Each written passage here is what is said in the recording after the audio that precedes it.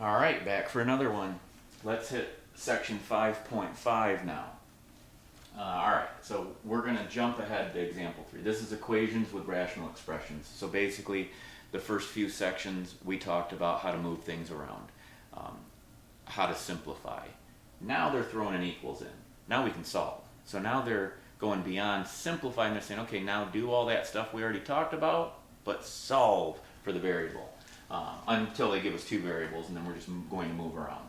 But for example 3, again, what we're doing is we're back to let's check the least common denominator. Let's find the LCD. Well, the LCD, I have an x minus 2, I have a 3, and an x minus 2, so there's my LCD. 3 times x minus 2. Now I have 1, 2, 3 different expressions I've got to deal with. You don't want to forget the equal sign. That gets left out a lot. A lot of times people work on these two and they forget about the other side. I would say right, but it could be left. They forget about the other side of the equal sign. Right now, again, because it's equal, I'm going to skip this step in the future. Because it's equal, we're doing like proportion basically, where the left equals the right, we can cross multiply to solve. When we cross multiply, it means we will end up with an LCD here and an LCD here, and they would divide out. So as we do these, we're only concerned with the numerators. If you have questions about that, post it in the discussion forum and I'll gladly help you out. I'll give you a little extra information on why we only focus on the numerator once we multiply. So our LCD is x minus 2 times 3. So I just ask again, what's it missing? I know I have x times something. Well, I have my x minus 2. This is just missing a 3. And then I'm adding a 2. I didn't have to put it down there. I'm adding a 2. Well, I have a 3. What am I missing? X minus 2. And then that equals my 2 times whatever that piece is missing. Well, I have x minus 2, so it's missing a 3. So I take and multiply through. I just distribute everything to see what I have. 3x plus 2x minus 4 equals 6. Remember, we're solving. If we have a squared, we want to set equal to 0. If we have just a single variable, we just move the numbers to the other side. So I can combine these to get 5x. Then what I'm going to do is move my 4.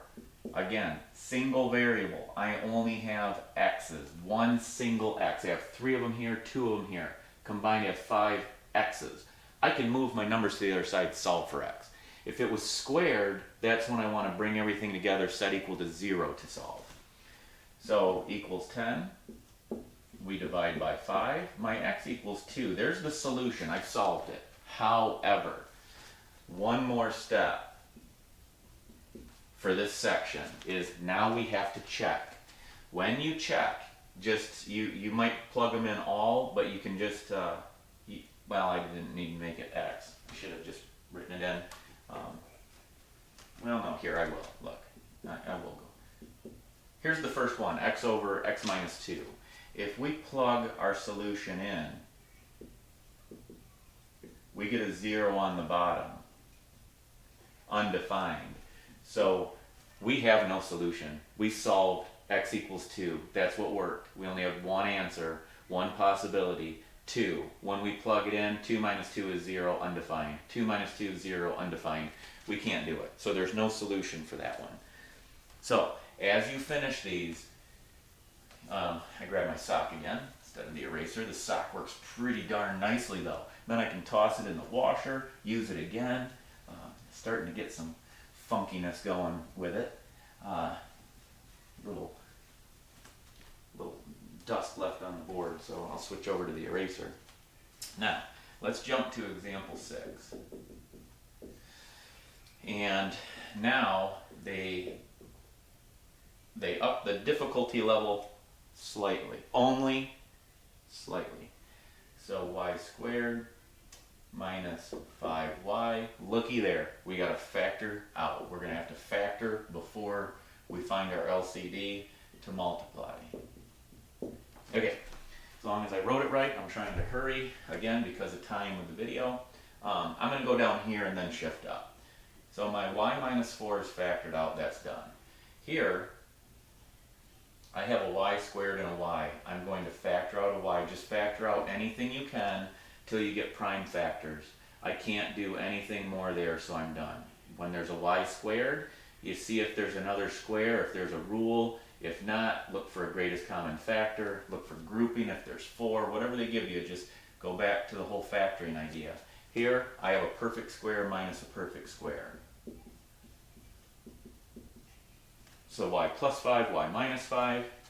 Now, I can look for my actual true LCD.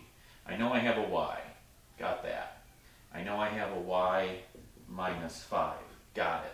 And there's a y plus 5. That's new, so I need that. Y minus 5, already have it. There's my LCD. So, to solve this puppy, we take our first numerator. Hopefully I don't run out of room. And we ask what's missing. I have my y, I have my y minus 5. I'm missing a y plus 5. Then, I'm setting this equal to 2 times what's missing here. Well, I have my y plus 5, y minus, I'm missing a y. That's it. So, I multiply through, I distribute this, y squared plus 5y minus 4y minus 20 equals 2y. Again, now we have a squared, so I need to set equal to 0 to solve, because I'm going to have two possible, well, I should have two possible solutions. So I'm moving the 2y over so that I can set this equal to 0. Y squared minus y minus 20 equals 0. So remember, we're going back in time here a bit.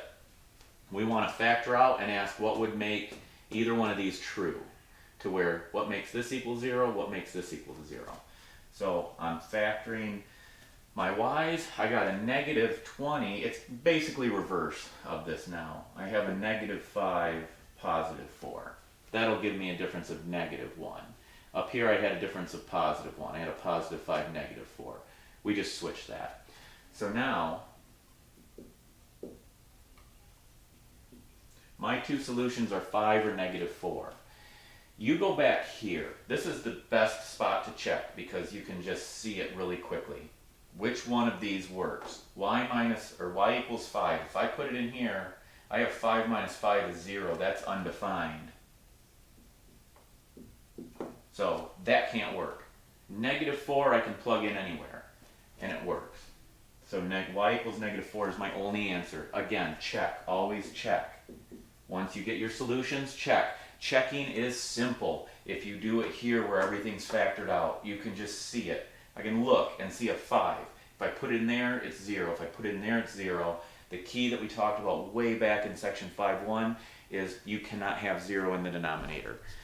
So that's the key, is to check these once you solve them. Don't just leave them. All right, let's do a couple more for 5.5. Remember, for our class, for Math 104 Intermediate Algebra at Glen Oaks Community College, we aren't going to do 5.6. We're going to do jump from 5.5 to 5.7. I think. Yeah, I said that right. Good. All right, so example 7 gets a little sketchy. If we run low on time, I'm going to do some extra in a different video. Okay, so it looks easy, honestly. Sometimes they do this to us. Looks easy. However, the key is they're giving us an x and a y. So we've got to expect something's coming up here. My LCD is y minus 2. So I'll go up here and see if I can give myself enough room. What happens is I have my y minus 2 is my LCD. This was just over 1. So whatever my LCD is, I multiply it. That's going to equal y minus 4 because that is part of my LCD. So what I end up with is this piece. It's still messy. It's actually messier than this. This, at least, I'm solving for a variable. What I'm doing in this problem is I'm basically moving everything around so that instead of solving for x, I'm going to solve for y. Because when we are talking lines, linear equations, we want y equals. So the key is to get our y's together. That's what we're going to worry about right now. So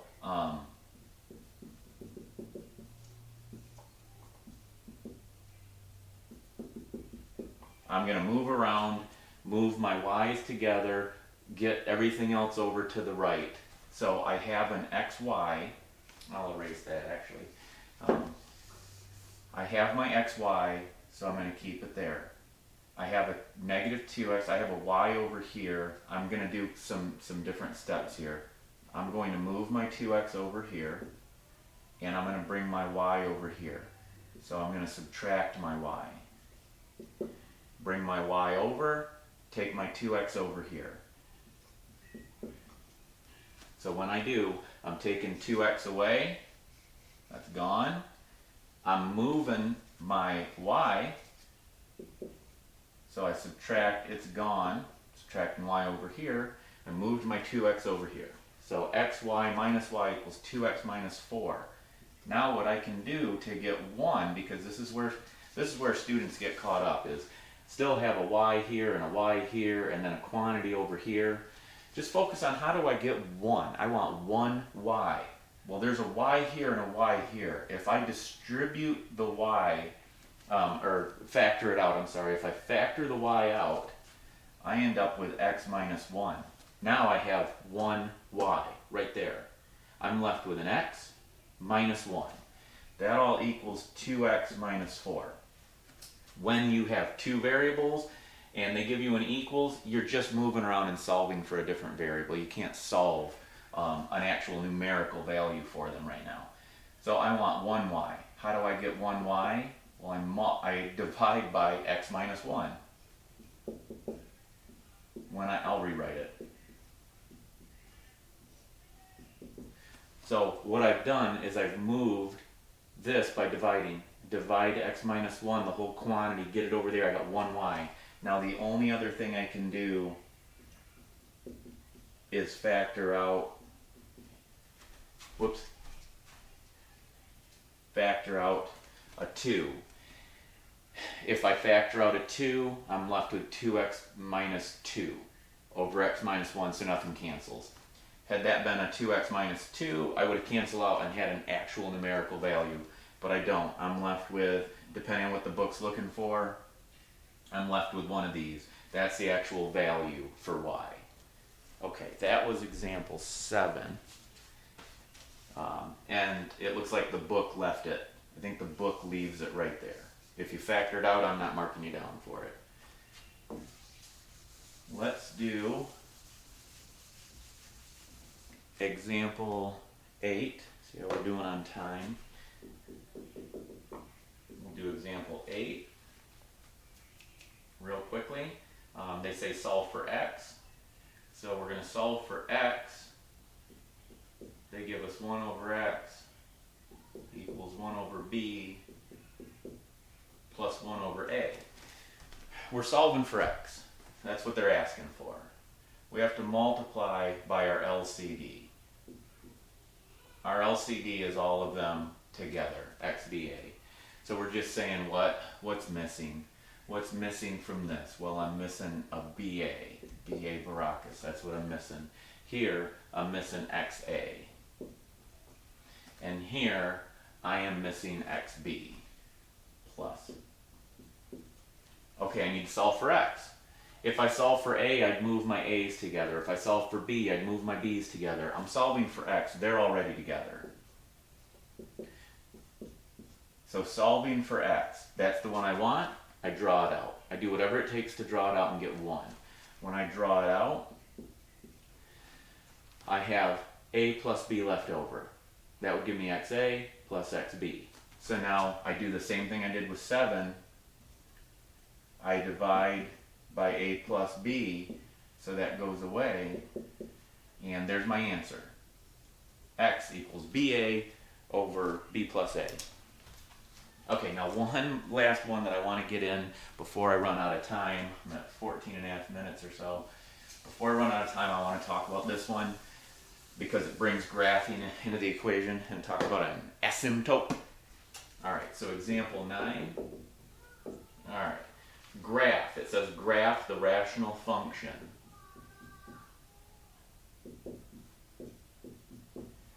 Graph the rational function f of x equals 6 over x minus 2. Now you already you can already see that any x value other than 2 works for this. So we know all x values such that x does not equal 2 will work. If x is 2, it's undefined. So maybe I'll do this part first.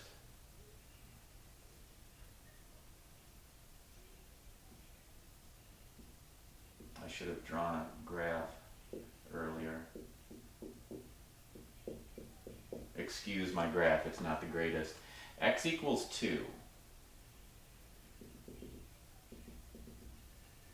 There's x equals 2. That's my asymptote. It means it doesn't touch that. It can't be that. It can be anything else. I think I just did a table. I started with a -4, it looks like. I just started a table and tried to see what would happen if I plug in a -4. -4 minus 2 is -6. 6 divided by a -6 is -1. So if I went to -4, I'd have -1. If I tried -2, well, I'll try we'll do -1. We'll just jump, we'll do -1 to get easier numbers. If I do a -1, I have a -3. 6 divided by a -3 is a -2. So I'm out here. 6 -2. If I go to -1, I'm at -2. Then if I jump up to 0, I have a -2 divided by 6 is a -3. You can kind of see how it's climbing. So when I go 0, I'm at -3. I know this isn't the greatest graph, but just bear with me. It'll look all right in the future. Now we're going to go up, and I'm just going to make this a 1 and see what happens when we're at +1. When we're at +1, we still have a negative here. So we have a -6. So when I'm at 1, I'm down here at somewhere in here, and you can see this graph is going to do this. It's never going to touch 2. It's going to approach 2, and then keep going and never touch it. It's not going to touch 2. So then what happens if we go up from 2? If we go to 3, now I'm into positive values. 3 minus 2 is 1. 6 divided by 1 is 6. So when I'm over here, I can't be at 2. When I'm over here, now I'm jumping up to 6. So then what happens if I'm at +4? If I'm at +4, 4 minus 2 is 2. 6 divided by 2 is 3. So if I'm at 4, I'm up in this area at 3. And then if I'm at 5, 5 minus 2 is 3. 6 divided by 3 is 2. So I'm at 5, 2. You can see it's doing the same thing on this side. That's why we call it an asymptote. When you have an undefined answer, this is what happens. Undefined means your line never touches it. So to graph something like this, you just have to plot a lot of points. If you're not using a calculator, plot a lot of points. You already know it's not going to hit 2. So it kind of gives you an idea of what's going to happen. But as you set up your table, you can plot your points and graph it and see what's happening. It's going up, up, up, up, up, up, up, up, but it'll never hit 2. And it's going down, down, down, down, down, down, down, but it'll never hit 2. So it stays away from x equals 2. All right, that was section 5.5. Equations with rational expressions. So we've been solving for variables. I had fun. I hope you did too.